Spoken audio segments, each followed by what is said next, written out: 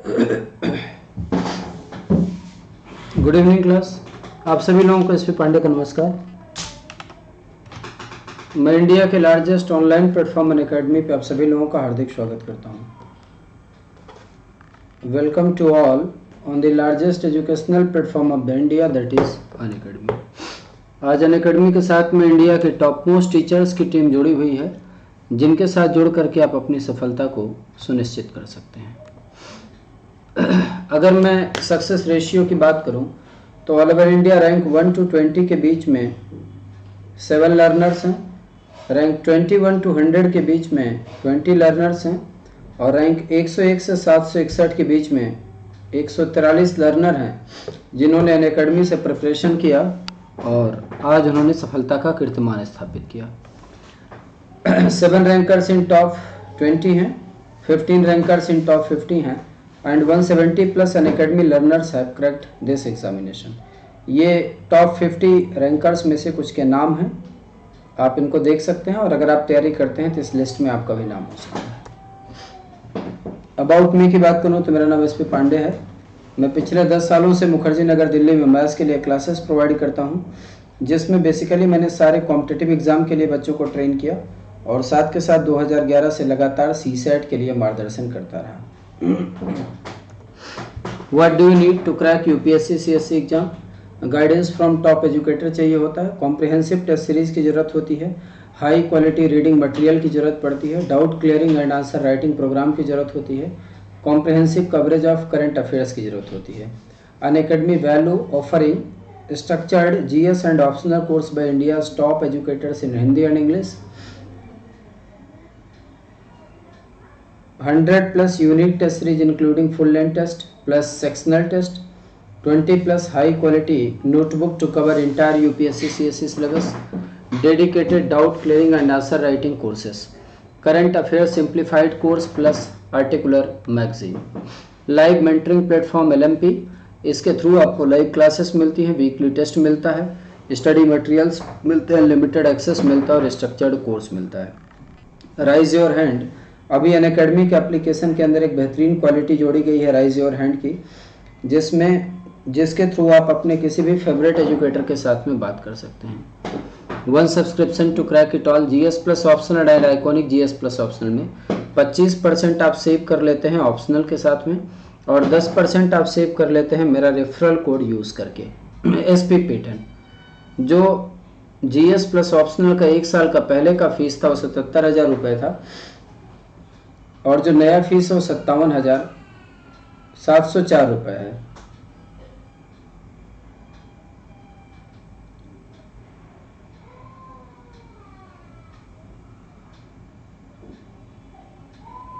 Iconic GS plus optional का जो 1 साल का पहले का फीस था 1,02,000 रुपये था और अभी जो नया प्राइस है वो 78,999 रुपये है।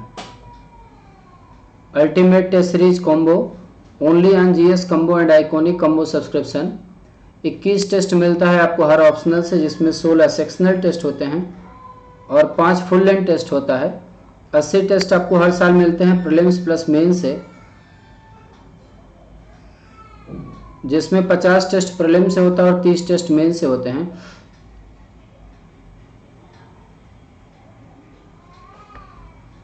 इसकी बेसिकली प्राइस 45,000 रुपये है, लेकिन 1 साल या इससे ज़्यादा के सब्सक्रिप्शन पर ये फ्री है। 3 मंथ फेस्टिव सब्सक्रिप्शन 10% आपको ऑप्शनल के साथ ऑफ मिलता है और 10% आप मेरा रेफरल कोड यूज़ करके लाभ उठा सकते हैं। अभी 3 महीने का जो प्राइस है वो 28,350 रुपये है। अनअकैडमी पर बेसिकली 2 टाइप की क्लासेस मिलती हैं, एक प्लस और एक आइकॉनिक।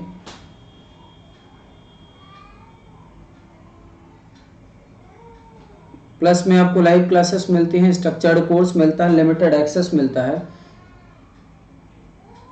और वीकली टेस्ट मिलता है। आइकॉनिक में आपको पर्सनल गाइडेंस मिलती है, टेस्ट का एनालिसिस कराया जाता है, एक्सपर्ट की गाइडलाइन मिलती है, स्टडी मटेरियल मिलता है और स्टडी प्लानर मिलता है।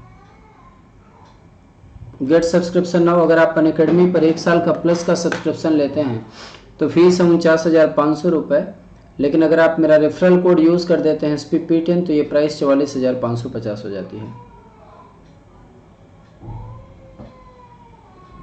आईकॉनिक का जो 1 साल का फीस है वो 74,500 है, लेकिन अगर आप मेरा रेफरल कोड यूज़ करते हैं SPP10 तो ये प्राइस 67,050 रुपये के बराबर हो जाती है।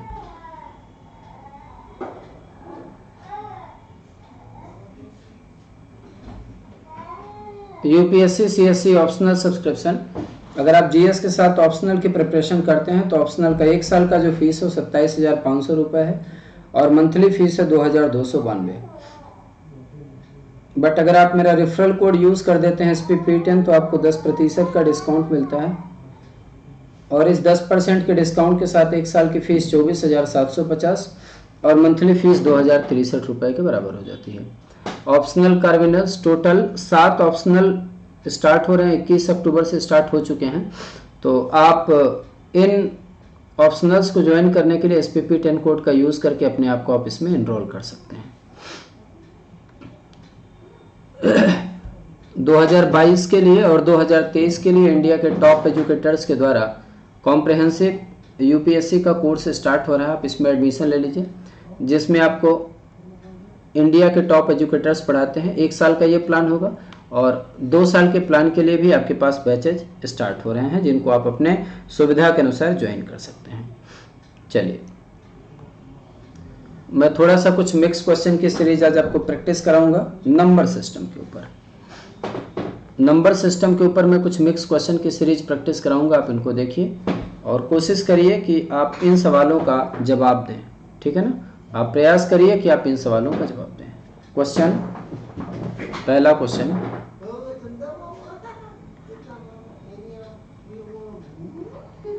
आपसे कहता है 1 into 2 into 3 into 4 into 5 into 6 into 7 into and so on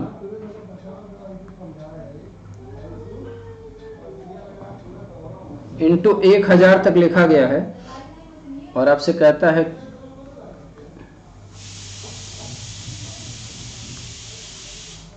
के अंत में शून्यों की संख्या ज्ञात करें।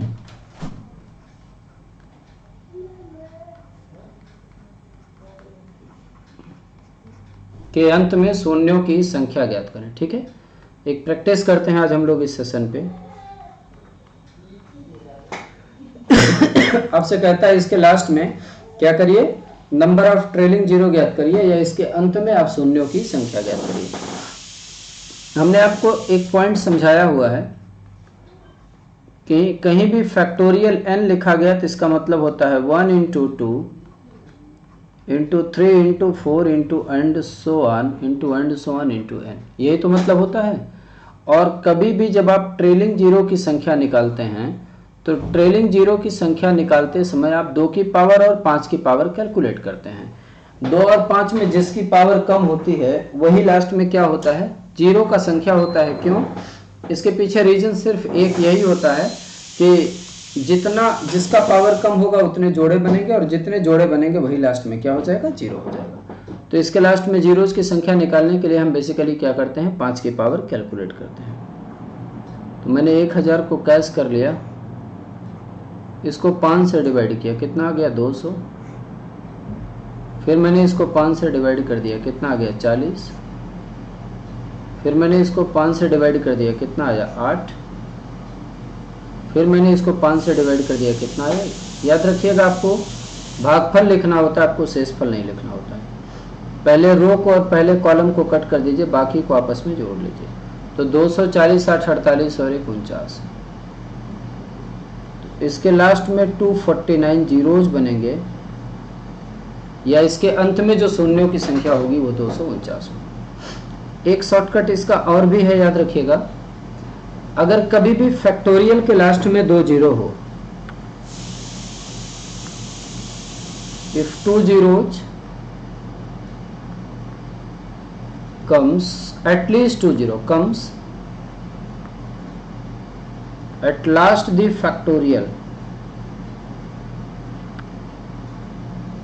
तो इसके लिए एक आपका शॉर्टकट और बनता है कि ये जो लास्ट वाला नंबर है ना 1000, इसको आप 4 से डिवाइड कर दीजिए।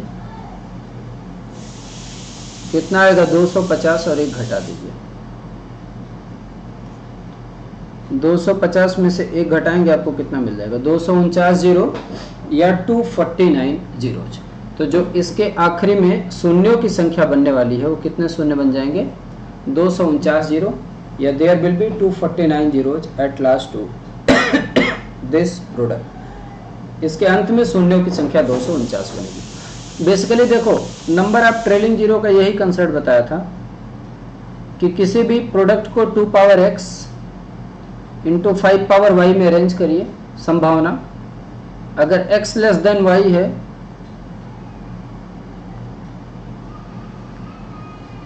तो जीरो की संख्या x बनेगी, अगर y लेस देन x है तो जीरो की संख्या y बनेगी,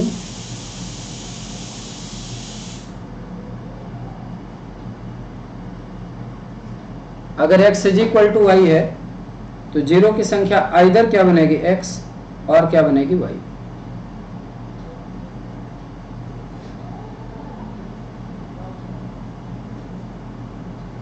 ठीक है, एक सवाल इस पे और लेते हैं हम लोग। ये एक छोटा सा कंसेप्ट है, इसके साथ आप रिवाइज कर सकते हैं। कॉन्सेप्ट है, इसके साथ आप रिवाइज कर सकते हैं। एक छोटा सा सवाल इस पर और लेते हैं।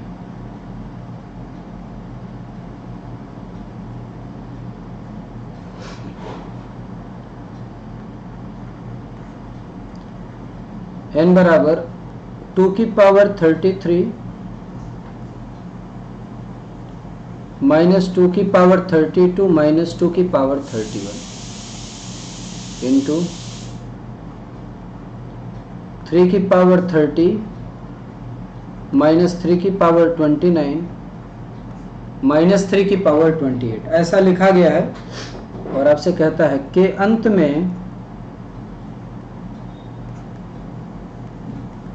में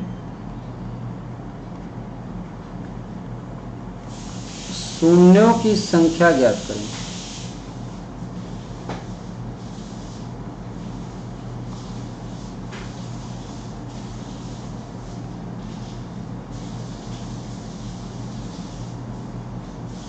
के अंत में शून्यों की संख्या ज्ञात करें। Find out number of trailing zeros at last to this product, या इसके गुणनफल के अंत में शून्यों की संख्या ज्ञात करिए कितना होगा। ठीक है, चलिए एक छोटा सा पॉइंट आपको बता रहा हूं। n को आप कुछ ऐसे लिख सकते हैं 2 की पावर 31 ले लीजिए कॉमन, 2 का स्क्वायर माइनस 2 की पावर 1 माइनस 1 इंटू यहाँ पर 3 की पावर 28 ले लीजिए कॉमन, 3 की पावर 2 माइनस 3 की पावर 1 माइनस 1। यहाँ से n बराबर मिलेगा 2 की power 31 into 4 minus 2 minus 1 into 3 की power 28 9 minus 3 minus 1। This n can be written as 2 raised to the power 31 into 1 into 3 raised to the power 28 into 5 raised to the power 1 ऐसा लिखा गया है। और आपसे कहता है कि इसके लास्ट में आप जीरो की संख्या ज्ञात करिए कितना होगा। यहाँ पर बोलेंगे आप here power of 5 is less than power of 2, power of 2. This must imply number of trailing zero is equal to power of 5। और जो 5 की बेसिकली पावर है आपकी वो कितनी है 1, इसलिए दाईं तरफ शून्यों की संख्या 1 हो जाएगा।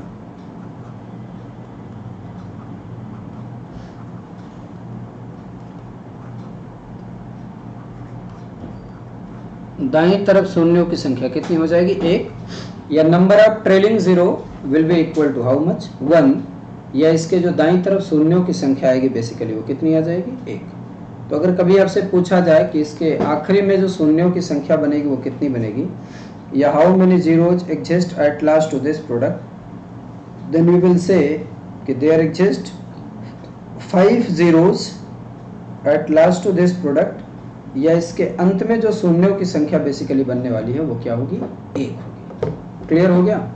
दूसरा सवाल हुआ, जितना पढ़ाया है उसी पर मैं आपको प्रैक्टिस करा रहा हूँ, जितना पढ़ाया है उसी पर आपके लिए प्रैक्टिस सेशन है, इसको आप लोग करिए आराम से। चलिए इसको नोट कर लीजिएगा, मैं आगे बढ़ता हूँ अगले सवाल में।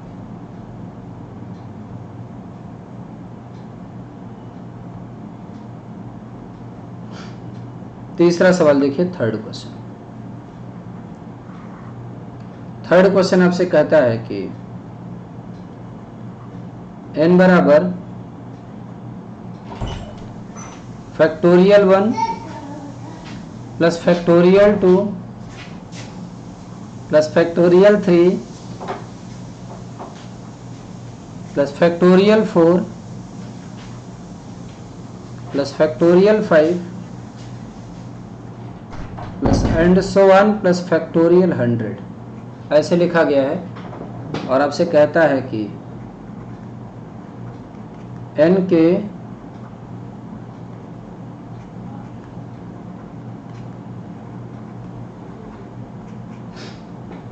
के इकाई का अंक ज्ञात करें।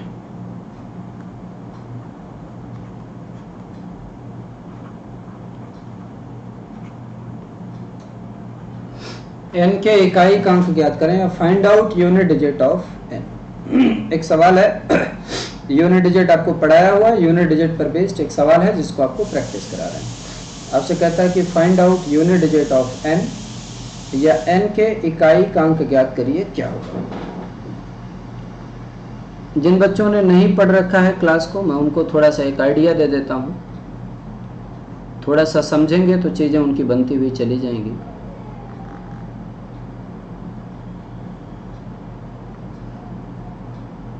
थोड़ा सा अगर वो समझेंगे तो चीज़ें उनकी बनती हुई चली जाएंगी।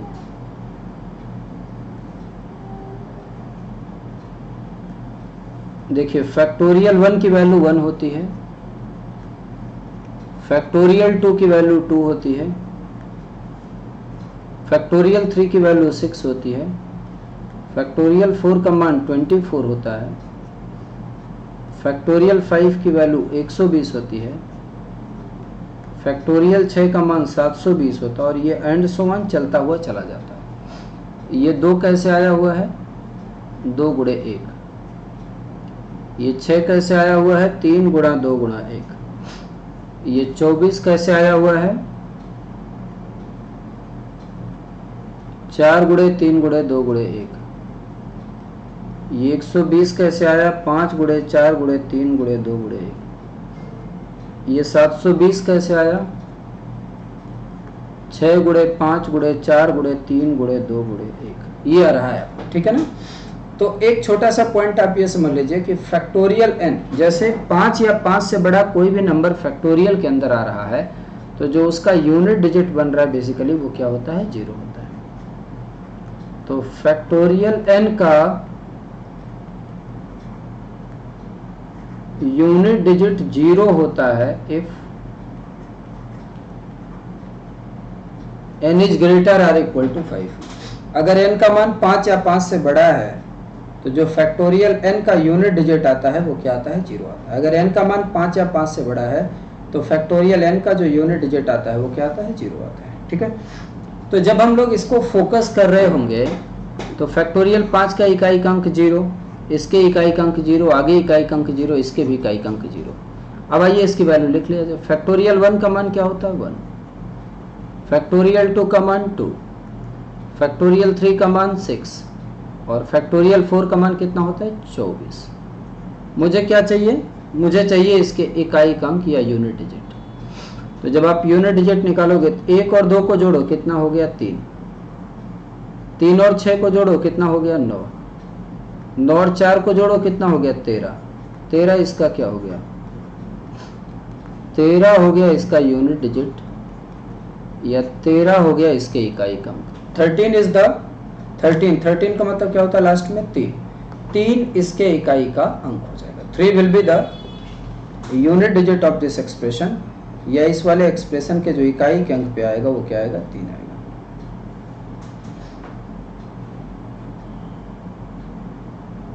तो 7 will be the unit digit of this expression, या इस एक्सप्रेशन के जो इकाई के अंक पे आएगा वो कितना आ जाएगा, 3 आ जाएगा।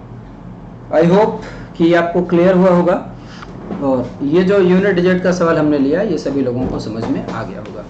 एक हल्का सा मैं रिवाइज करा देता हूँ इसके कंसेप्ट को, फिर आगे थोड़ा सा मैं सवालों को लूंगा और समझाने का कोशिश करूंगा। पहला, अगर किसी नंबर के लास्ट में 0 हो, 1 हो, 5 हो और 6 हो, किसी नंबर के लास्ट में 0, 1, 5, 6 हो, तो यूनिट डिजिट सेम रहता है। मतलब 0 है तो 0, 1 है तो 1, 5 है तो 5, 6 है तो 6।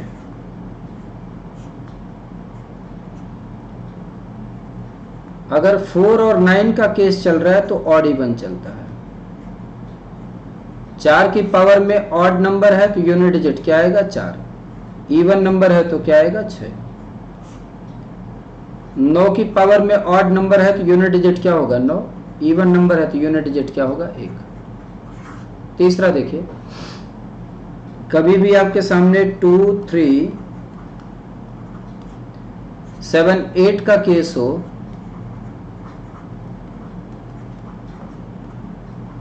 तो यहां पर साइक्लिसिटी ऑफ 4 चलता है। कभी भी अगर आपके सामने 2, 3, 7, 8 का केस हो तो यहां पर क्या चलता है, साइक्लिसिटी ऑफ 4, या इसे आप लोग बोलते हैं 4 की चक्रीयता। इसे क्या कहते हैं, 4 की चक्रीयता। It is basic concept of unit digit. It is basic concept of unit digit. ये इकाई के अंक का आपका बेसिक कंसेप्ट है, इसे नोट कर लीजिए। फिर एक सवाल मैं आपको यूनिट डिजिट पर और प्रैक्टिस करा देता हूं। तो we will practice one more question on unit digit. इकाई के अंक पे हम लोग एक सवाल और प्रैक्टिस करते हैं।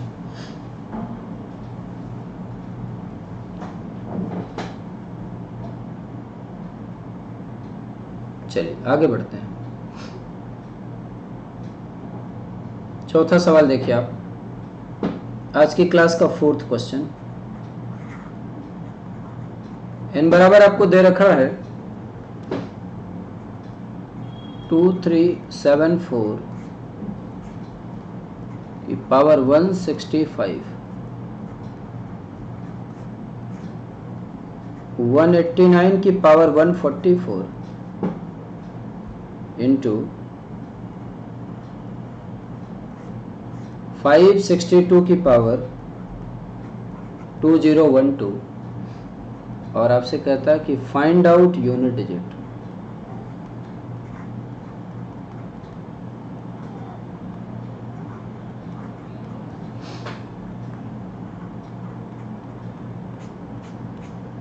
फाइंड आउट यूनिट डिजिट, या कहता है इसके इकाई का अंक निकालिए।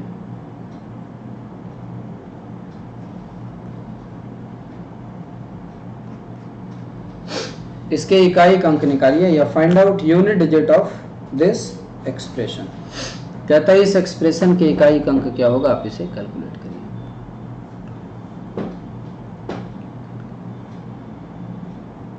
यहां पर लास्ट में 4 है, 4 की पावर में कैसा नंबर, ऑड नंबर। 9 है, 9 की पावर में कैसा नंबर, इवन नंबर। लास्ट में 2 है, 2 के केस में क्या चलता है, साइक्लिसिटी ऑफ 4। आप बोलेंगे नंबर इज डिविजिबल बाई 4। 4 की पावर में अगर ऑड नंबर है तो यूनिट डिजिट क्या आएगा, 4। 9 की पावर में अगर इवन नंबर है तो यूनिट डिजिट क्या आएगा, 1। यहाँ पर मैंने 2 लिख दिया। अगर पावर एग्जैक्ट कट जा रहा है तो 2 की पावर में 4 लिख दो।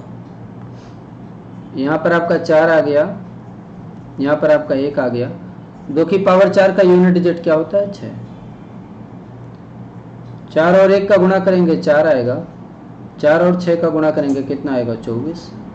तो 24 का जो यूनिट डिजिट बनेगा वो क्या बनेगा, 4 बनेगा। 4 is the unit digit of this expression, या आप ऐसे कह सकते हैं कि इसका जो इकाई का अंक होगा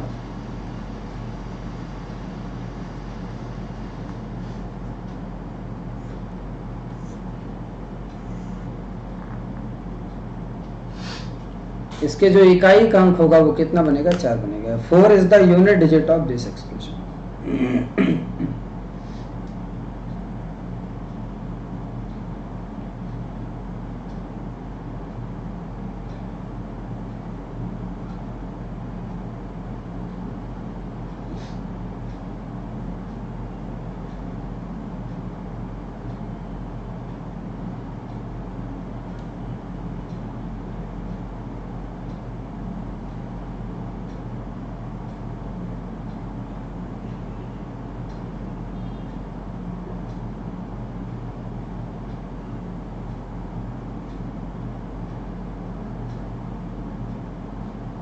क्लियर हो गया होगा। आइए इसके बाद एक सवाल अगला हम बढ़ाते हैं। नेक्स्ट क्वेश्चन मैं रखता हूं आपके लिए फैक्टर से। 5वां सवाल आपसे कहता है कि n बराबर 144 है। कहता है n के सभी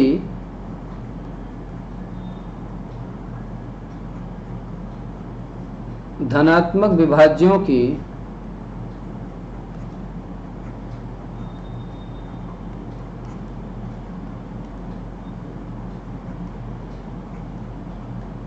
n के सभी धनात्मक विभाज्यों की संख्या ज्ञात करें। Find out number of all positive factors for n या n के सभी धनात्मक विभाज्यों की संख्या ज्ञात करें। क्या कहता है? Find out number of all positive factors for n। मैं लिख देता हूं, calculate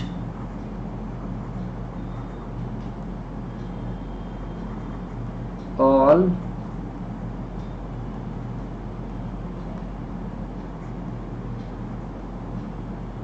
positive factors for n के सभी धनात्मक जो गुणनखंड बनेंगे वो क्या बनेंगे, आप इसे कैलकुलेट करिए। कैसे निकालोगे इसके लिए समझो। हमने समझाया भी था, आज बता भी रहा हूं। 144 है, 144 का प्राइम फैक्टराइजेशन कर दीजिए। 2 से करेंगे 72 आएगा, फिर 2 से कर दीजिए 36 आ जाएगा, 2 से कर दीजिए 18 आ जाएगा, 2 से कर दीजिए 9 आ जाएगा, 3 से कर दीजिए 3 आ जाएगा, फिर 3 से कर दीजिए 1 आ जाएगा। मतलब 144 बराबर मैं लिख सकता हूं 2 कितनी बार आया, 1 2 3 4, 2 raise to the power 4 into 3 का square, 2 raise to the power 4 into 3 का स्क्वायर। 144 बराबर 2 की पावर 4 गुणे 3 का square.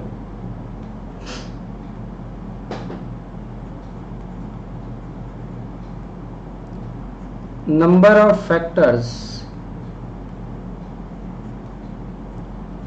Of 2 raise to the power 4 क्या क्या होगा, 2 पावर 0, 2 पावर 1, 2 पावर 2, 2 पावर 3 और 2 पावर 4। कितने फैक्टर बनेंगे, 1 2 3 4 5, 5 फैक्टर बनेंगे। Number of factors of 3 square क्या बनेगा, 3 की पावर 0, 3 की पावर 1 और 3 की पावर 2। कितने फैक्टर बनेंगे, 3। तो 2 की पावर 4 के हैं 5 फैक्टर, 3 के स्क्वायर के हैं 3 फैक्टर। टोटल फैक्टर की संख्या करेंगे तो 3 गुणा 5 कितना हो गया, 15 फैक्टर्स या 15 फैक्टर। एक छोटा सा कंसेप्ट अगर आप सीखते हैं तो आपको एक बड़ा राहत मिलता है। 2 की पावर में 4 है तो भाई 2 की पावर 0 भी तो एक फैक्टर होगा, मतलब पावर में अगर x लिखा गया तो फैक्टर की संख्या x + 1 होगी। तो 2 की पावर में 4 है तो फैक्टर की संख्या कितनी हो गई, 5। 3 की पावर में 2 है तो फैक्टर की संख्या कितनी हो गई, 3। और 5 गुणा 3 बराबर आपका कितना हो गया, 15। 15 is the right answer for this question, या इस सवाल का जो सही जवाब होगा वो 15 होगा। बना लीजिए।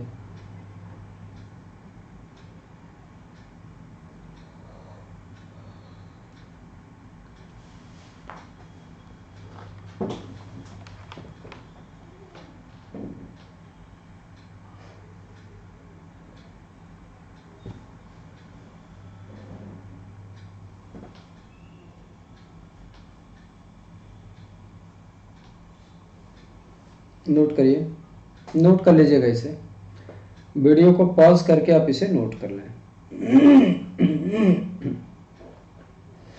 आगे बढ़ता हूँ थोड़ा सा। नेक्स्ट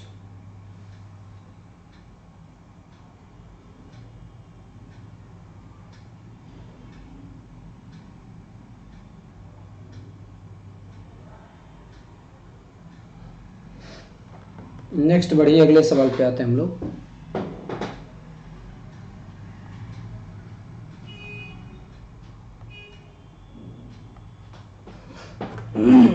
छठा सवाल देखिए,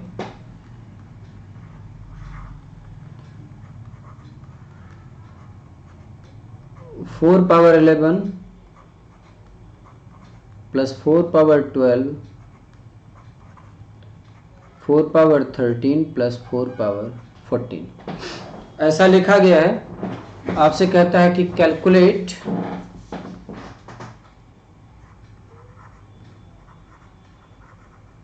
कैलकुलेट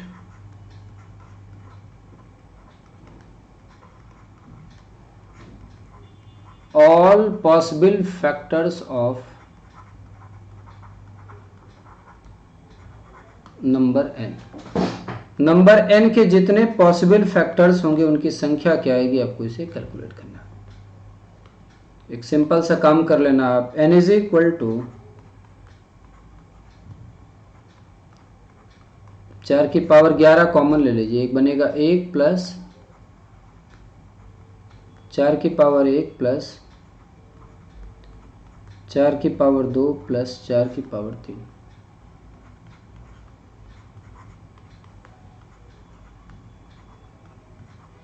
4 की power 11 into 1 plus 4 plus 16 plus 64।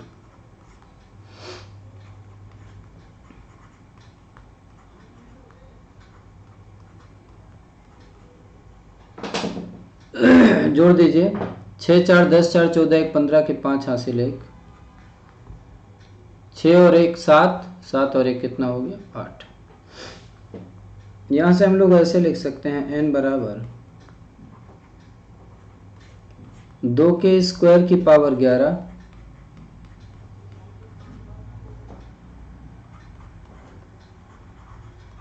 17 into 5, 2 की पावर 22 इंटू 17 की पावर 1 इंटू 5 की पावर 1।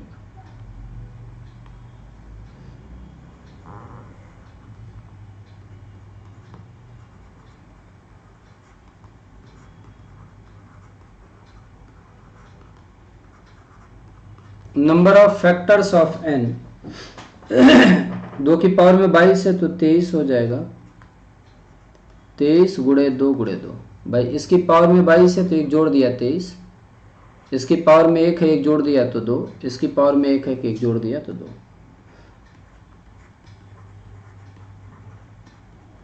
अगर फैक्टर्स की संख्या पूछूंगा तो ये हो जाएगा 23 गुणे 4,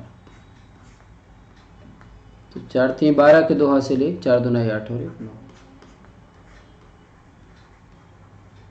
तो there are 92 factors for this number, या इसके जो फैक्टर्स की संख्या बनेगी बेसिकली वो कितनी बन जाएगी 92। ठीक है, क्लियर हुई बात, समझ में आ गया होगा उम्मीद करता हूँ आपको। ठीक है,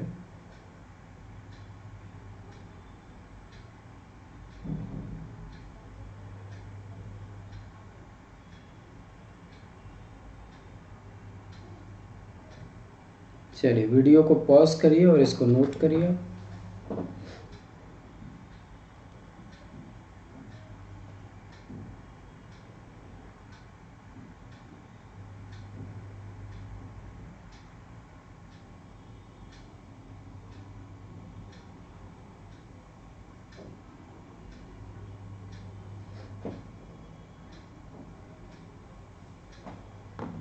चलिए नेक्स्ट आगे बढ़ते हैं, अगला सवाल लेते हैं।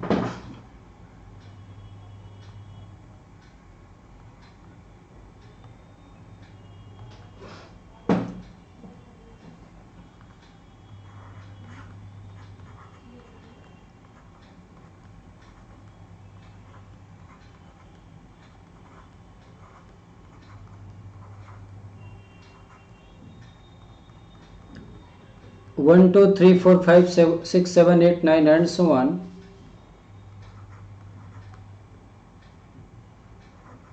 99 डिजिट्स तक लिखा गया। ये जो नंबर n है ये 99 डिजिट का है। कहता है अगर n को 4 से डिवाइड किया जाए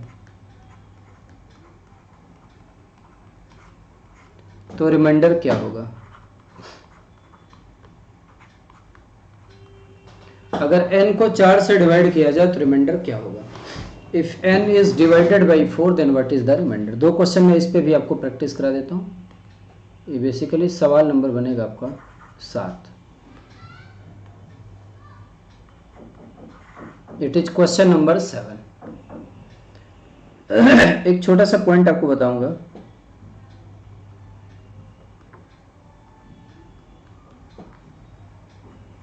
कभी भी अगर आपसे पूछा जाता है कि डिविजिबिलिटी ऑफ 4,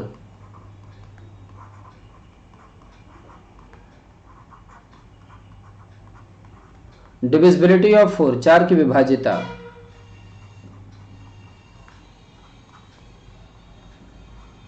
तो ये होता है कि लास्ट 2 डिजिट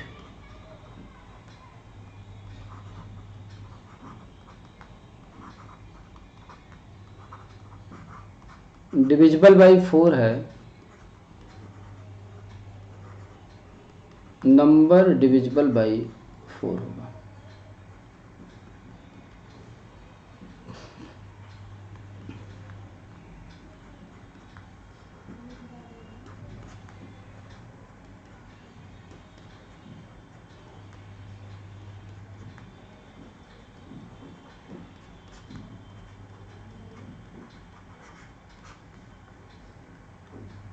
यदि अंतिम 2 अंकों से बनी हुई संख्या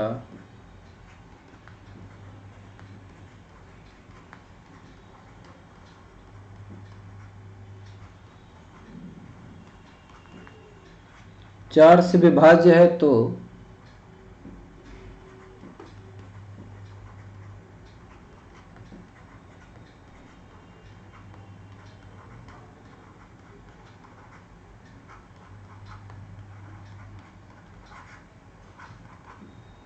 संख्या 4 से विभाज्य होगी। If number found by last 2 digits is exactly divisible by 4 then number will be divisible by 4। यदि किसी भी संख्या में आखिरी के 2 अंकों से बनी हुई संख्या 4 से पूर्णतः विभक्त है तो संख्या 4 से कट जाती है। If number found by last 2 digits in any number is exactly divisible by 4 then number will be divisible by 4। मतलब अगर किसी तरीके से इसके आखिरी 2 अंकों से बनी हुई संख्या हम लोग निकाल ले जाते तो शायद ये बता सकते थे कि उसको डिवाइड करके ये बताया जा सकता था कि 4 से डिवाइड करने पर जो रिमाइंडर मिलेगा वो क्या मिलेगा। मैं इस सवाल को सॉल्व करता हूं। अगर मैं आपसे बोलूं कि 1 से लेकर के 9 तक कितने नंबर होंगे। 9 नंबर।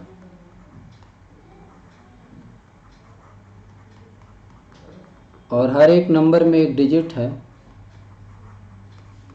तो कितने डिजिट हो गए। 9 digit.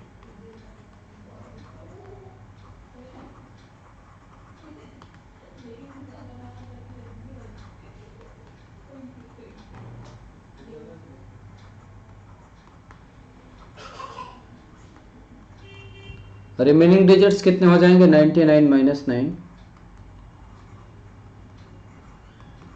That is equal to 90 digits. अच्छा, अब ये जो 90 डिजिट्स बचे हुए हैं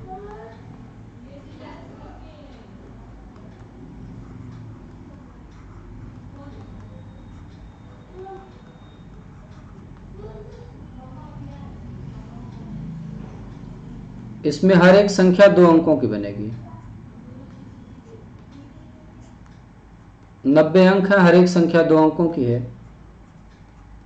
कितने नंबर बन जाएंगे। 45 नंबर। दिस मस्ट इम्प्लाई, अगर मैं टोटल बात करूं टोटल कितने बनेंगे।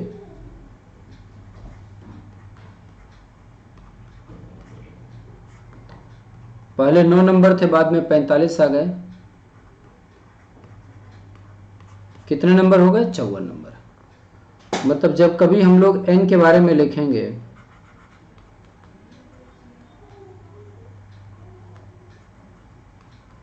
1 2 3 4 5 एंड सो वन। लास्ट वाला नंबर आपका क्या होगा? 54 होगा। दिस मस्ट इम्प्लाई, अगर कभी आपसे पूछा जाए कि n को 4 से डिवाइड करो, रिमाइंडर क्या आएगा? मैं बोलूँगा ये जो 54 है ना, इसको 4 से डिवाइड कर दीजिए। 4 एक 4 1 5 14, 4 3 12 2 14। तो इसका रिमाइंडर कितना आ जाएगा? 2 आ जाएगा। या remainder for this question will be equal to 2। इस सवाल में जो शेषफल बनेगा वो कितना आ जाएगा? 2। या remainder for this question is 2। बना लीजिए, इसको नोट कर लीजिए। एक सवाल ऐसा हम लोग और प्रैक्टिस कर लेते हैं।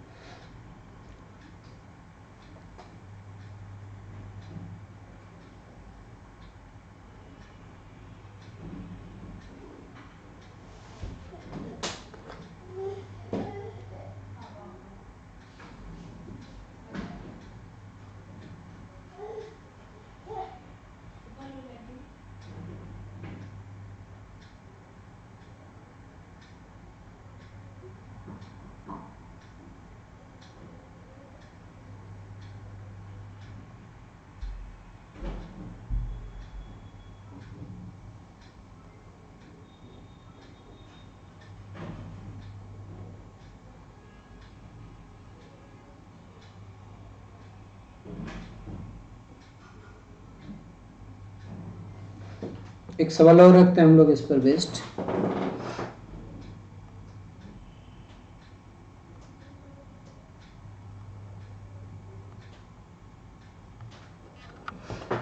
सवाल नंबर 8।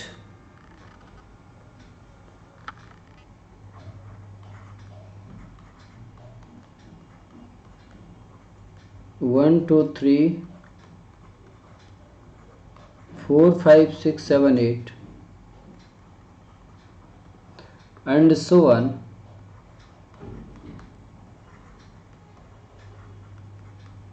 87 डिजिट्स। इसमें कितने अंक हैं? 87 अंक हैं।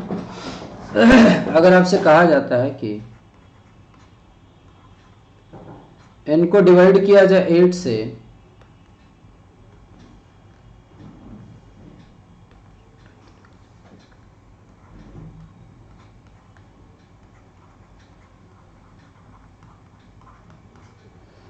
अगर n को डिवाइड किया जाए 8 से, तो जो रिमाइंडर आएगा वो रिमाइंडर क्या आएगा? If n divided by 8 then what will be the remainder? या अगर n को 8 से भाग दिया जाए तो शेषफल क्या होगा?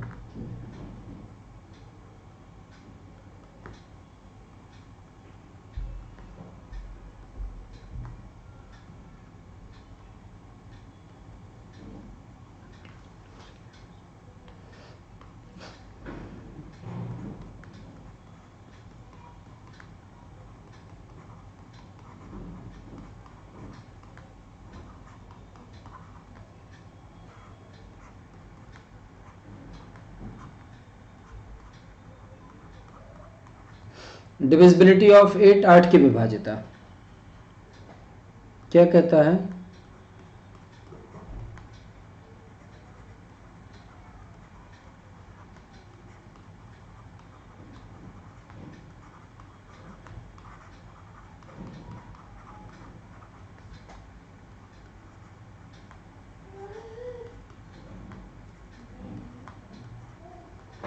If number formed by last 3 digits in a number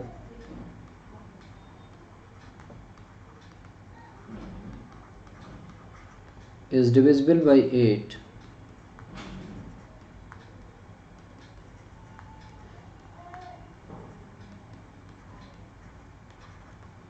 number will be divisible by 8.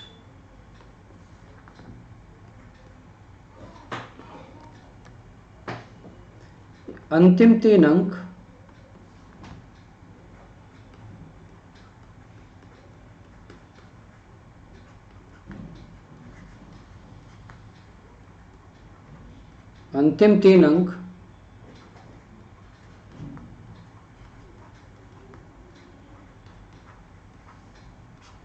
यदि 8 से विभाज्य हैं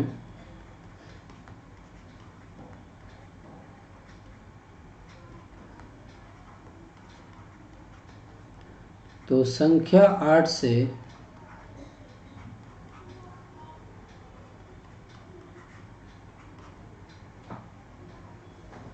if number found by last 3 digits is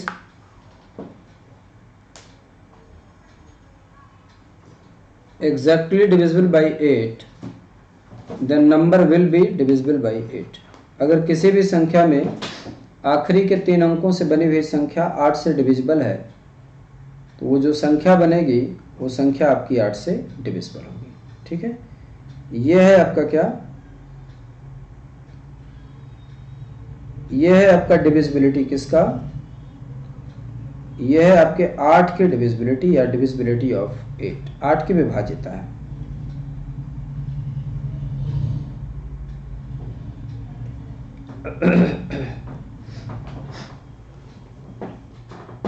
इसमें आइए हम लोग सॉल्व करते हैं।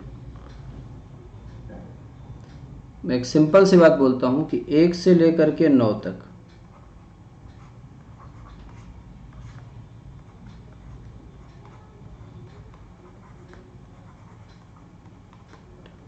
टोटल नंबर 9,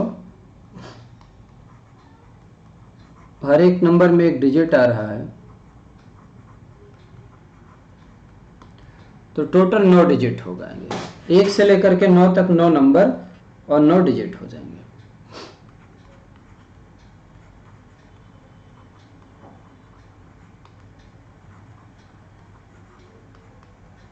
रिमेनिंग डिजिट्स की अगर मैं बात करूं तो ये हो जाएगा 87 माइनस 9, 17 में से 9 गया 8, ये हो जाएगा 78 डिजिट्स, 78 अंक बचे। अच्छा, ये जो 78 डिजिट्स बचे इसमें हर एक नंबर कितने डिजिट का है,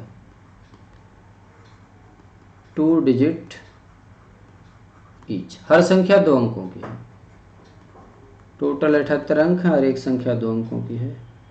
कितने नंबर आ गए, 2 3 6, एक साथ दोनों में 18, 39 नंबर। दिस मस्ट इम्प्लाई, अगर मैं बोलूं कि टोटल नंबर कितने बनेंगे तो आप बोलेंगे 9 प्लस 39, 39 और 9 को जोड़िए, 9 9 18, 48, 48। तो दिस मस्ट इम्प्लाई n बराबर आपका क्या बनेगा, 1 2 3 4 5 एंड सो ऑन, लास्ट में क्या बनेगा 48। तो 48 से पहले क्या बनेगा 47। n को किससे डिवाइड करना है, n को किससे डिवाइड करना है 8 से। तो आखिरी के 3 अंकों की बनी संख्या को भी 8 से डिवाइड कर दीजिए। तो आखिरी के 3 अंकों की बनी संख्या कितनी है, 748। इसको 8 से भाग दो, 8 9 72, 2 74, 28, 8 3 24, 4 28। तो अगर मैं बोलूं कि इस सवाल में जो रिमाइंडर बनेगा या जो शेषफल बनेगा वो क्या बनेगा, यू विल से कि remainder in this question will be equal to 4, या इस सवाल में जो शेषफल बनेगा आपका वो 4 होगा।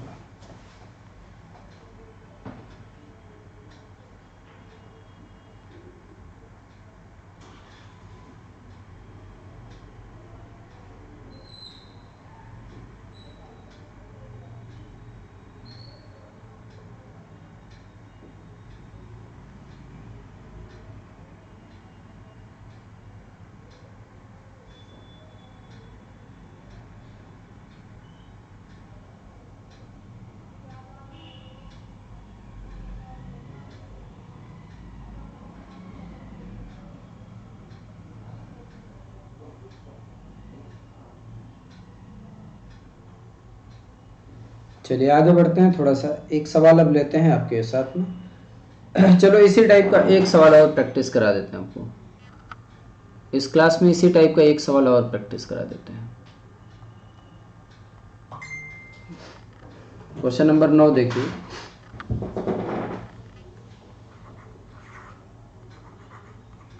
n is equal to 1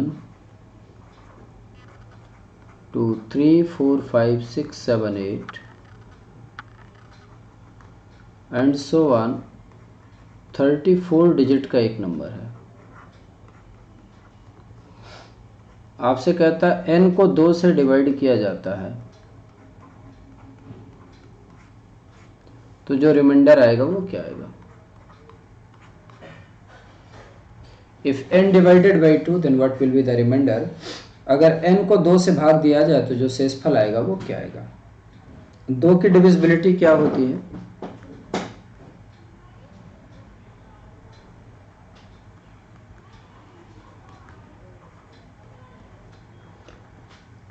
यदि किसी संख्या में इकाई का अंक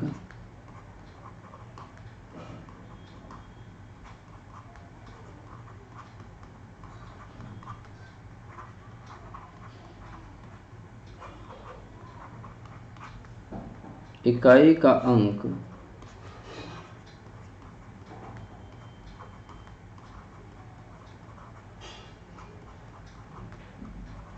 2 से विभाज्य है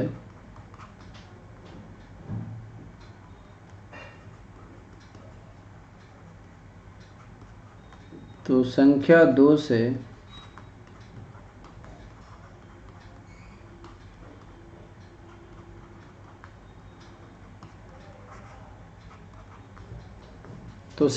से विभाजित होगी। If unit digit of a number is exactly divisible by 2, then number will be divisible by 2, and if unit digit is not divisible by 2 then number cannot be divisible by 2.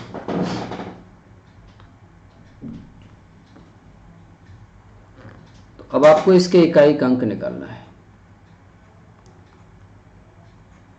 1 से लेकर के 9 तक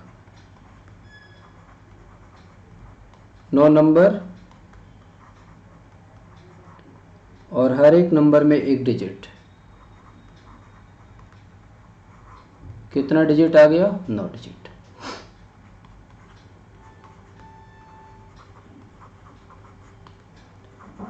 अगर मैं आपसे पूछूं कि रिमेनिंग डिजिट्स कितने बच गए, तो आप बोलेंगे 34 माइनस 9। तो 14 में से 9 गया 5, 25 9 34, 25 डिजिट्स बच गए, 25 डिजिट बच गए। अच्छा, ये जो 25 डिजिट बचे हुए हैं,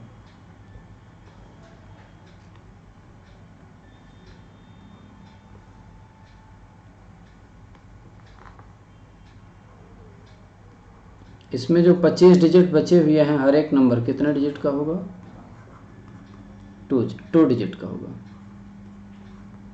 तो 25 बटा जब 2 करोगे तो आपको क्या मिलेगा? 12 नंबर मिलेगा,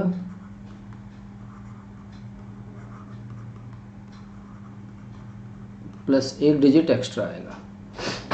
इसका मतलब दिस मस्ट इम्प्लाई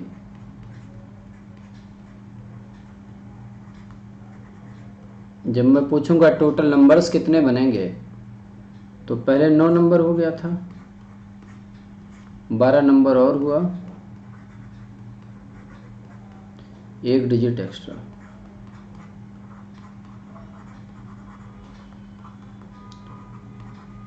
इक्कीस नंबर, 1 डिजिट एक्स्ट्रा। तो दिस मस्ट इम्प्लाई n बराबर आपको मिल जाएगा ऐसे 1 2 3 4 21। 21 के बाद का नंबर क्या आएगा? 22। लेकिन आपको एक ही अंक चाहिए, तो मैंने इसको कट कर दिया। आपको n को डिवाइड करना है किससे? 2 से। तो इसका यूनिट डिजिट क्या है? 2। 2 को 2 से भाग दोगे तो रिमाइंडर आपको क्या मिलेगा? 0। इफ 2 इज डिवाइडेड बाई 2, अगर 2 को 2 से भाग दें तो जो शेषफल आएगा वो क्या आएगा? 0। If 2 is divided by 2 then what will be remainder? अगर 2 को 2 से भाग दिया जाएगा तो शेषफल क्या बनेगा? 0 बनेगा। क्लियर है? बात समझ में आई आपको?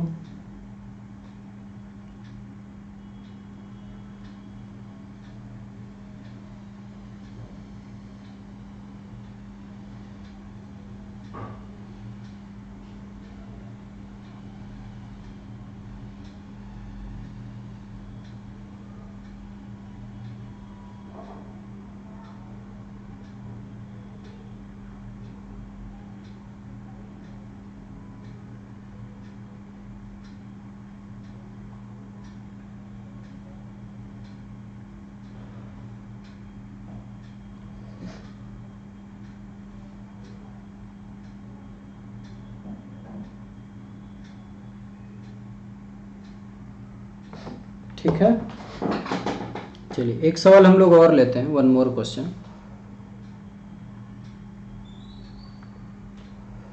वन मोर क्वेश्चन, 10वां सवाल देखिएगा।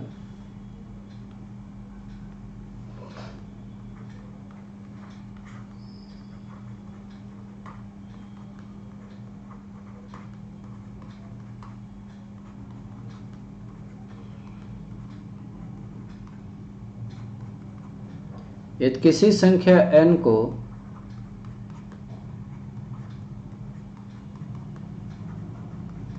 पाँच से भाग दिया जाए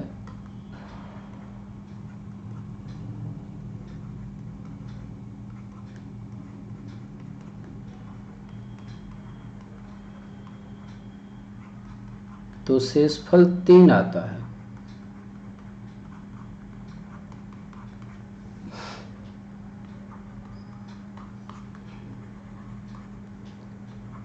यदि n स्क्वायर को 5 से भाग दिया जाए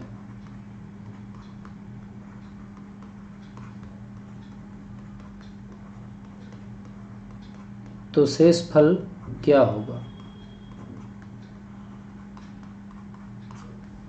यदि n स्क्वायर को 5 से भाग दिया जाए तो शेषफल क्या होगा?